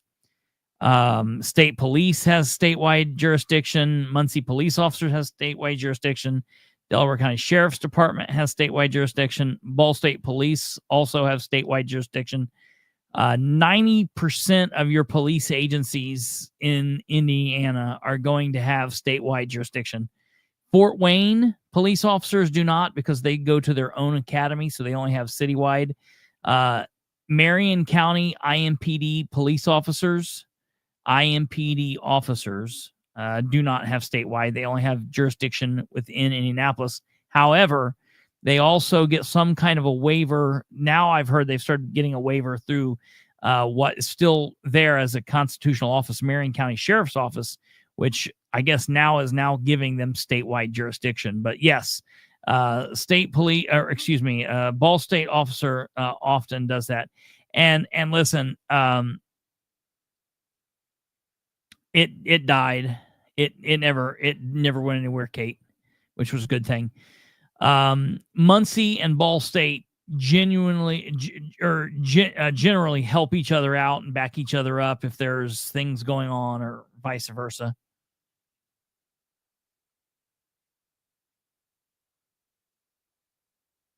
Adam Leach, and he didn't see an issue like visibility or anything. But he did say it would need Board of Works approval, so I did look at the application to be on the agenda, and I'm preparing for what I would need to submit. No problem, brother. So there's a good chance that we would want a footer, not only a 4-inch concrete pad, but also a footer underneath it that has parts that go to the frost line for stability, for longevity. In this bench, we're hoping to put a time capsule. The city and county have birthdays coming up in a few years, and we'd like to tie that in with the celebrations. Those pillars turn 100 years at the same time that the county turns 200. So how can we help you today? I didn't know, are you guys able to approve things in the right of way that extend beneath the ground? Because I want to make sure, I didn't know if Adam was thinking that it's just completely above ground, typical bench. And he's left now. Yeah, he's left. We'll just want to make sure that goes through engineering for that. Okay. Just to be sure, we're not sure what's under the ground there, and let's just make sure what's safely under there. When are you planning on doing this, sir? we have potential funding that we have until the end of 2026. Okay, Our so funding. Oh my my God. recommendation is to be, make Give it a couple years, bro. Just clear it with him, and then the proper documentation will be filled out. The only concern I would have is what's below the ground, below the surface, Okay. any utilities or whatever, just to be safe. Otherwise, there The should only not be too concern much I of would a have problem is as long what's as it's below approved. me. Okay, so wouldn't need to attach documents to the agenda Right. application He might just because request- approval. Yeah, he might request it, but just, Okay, whatever he suggests. and Okay. you've got other people who work with him on that too. Okay. Okay. Thank you very much for Thank coming, though. Okay, any other? Well, thank you for attending. Thank you for your voices. We appreciate that much. And other than that, the meeting is adjourned.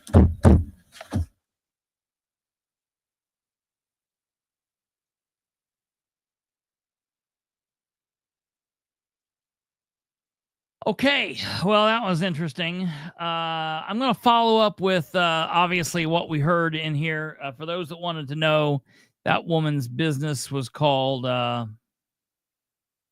something International Spray Tan or International Spray something.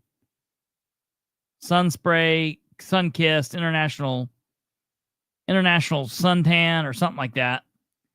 I've heard of her dilemma. I've heard of her plight from folks in city government.